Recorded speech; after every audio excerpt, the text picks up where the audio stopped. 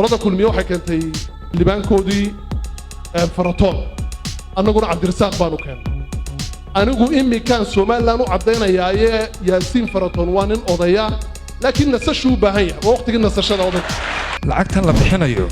waran waxaan leeyahay xildhibaanada mucaaradka cayda ka daaya yaan lagu gafi qiyamkooda waan ku siinaya microphone waan ku siinaya Umar ada u jawaabaya waan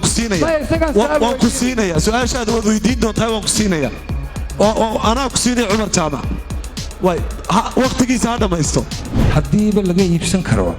ama laga kaxaysan karo maxay ka soo sharaxayeen ninkii isla lacag buu Muuse bixiyaayo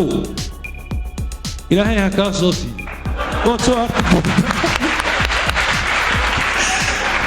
anigana leeyini iska wax kale leegu yiri deyn baad soo gashay waad soo daashay waad baxday waxaanu ku siinaynaa waxaanu ku haynaa gudoomiye ku xigeenkaanu ku haynaa magaciisi baad ku xigaysaa ma kulmiye anigaaba kulmiye leeyimo ka diiday halka dhibku ka jira horta waa xisbiga saddexaad oo aan layliga ka weynaanin way xisbiga saddexaad ee Soomaaliland mar walba waa layli ciyaartu halka ka dhabaqday waa halka Umar Jaamac maxaad uga jeedaa xisbiga saddexaad ma cid baad u jeedaa waxba hadalkaada ugu sii maxaad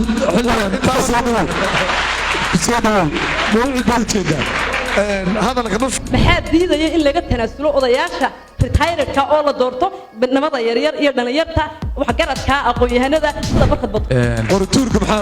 waa noocay qortuurka waxaad uga jeedaa xageeban anigu u tagaan oo xisbigayga baan joogay halkayga baan taagan anigu meel waa yar gobolka Maroodijeex waad ka soo baxday shirkidoon baad doonaysaa xisbigaagina waad ka doonaysaa mucaaradkiina wada eedeynaysaa miyaanad mucaaradka cod ka doonayn ilaan xisbigaagu ma haysto aqlabiyad kugu filanay oo aynu kugu doorto adiga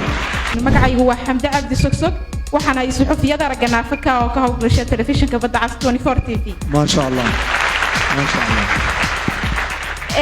waxaan weydiin doonaa dhammaan xildhibaanada su'aal dhextaala waa laga soo gudbay waqtigii kaambeynka maalintii codbixinta waxay idin codeeyay dhammaan dadka naafada ah oo gabigood ku go'doonsan guryaha oo aan aysan waxbarasho iyo xuquuqdoodii maxaa idinka qorshaysan xuquuqdii dadka laxaadkoodu kala dhiman yahay waxaa kaloo idin ballan qaadayaa maalinta muddo xileedka shantayda sanihii dhammaato haddaan ku guulaysan weyno in doorasho xilligeedii aan ku qabanno inaanu xasan dhuxuli bartaa ka baxayo hadday qolooyinka kala yeelaan 82ku anuu qof baan ahay 2 sano kadib xoolo xaaraan oo ummaddu leedahay maqaaxiyaha ku dhex qaadan maayo arrintu waxay ka sii dartay markii xisbigii udub ee talada hayay meesha ka baxay oo xildhibaanada ugu tiro badan lahaayoo 3 iyo 3 xildhibaan markay wixii arkeen xisbigii oo nimankii madaxweynaha iyo ku xigeenka ku noqday ay burburiyeen oo gacmahooda ku burburiyeenna arkeen 3 iyo 3 waxay gacanta u galeen xukuumadii kulmiye systemka dawladeed aynu leenahay ma aha mid baarlamaantari iyo ra'iisul wasaaraha waa mid jamhuuri ah oo madaxweyne iyo baarlamaan iyo guurtiye ra'iisul wasaare iyo baarlamaan markay jiraan ee dawladdu baarlamaanka tabic xisbiyadu isku haystaano coalition baa la yiraahdaa dawladaha jamhuuriga nidaamka ma isticmaalaan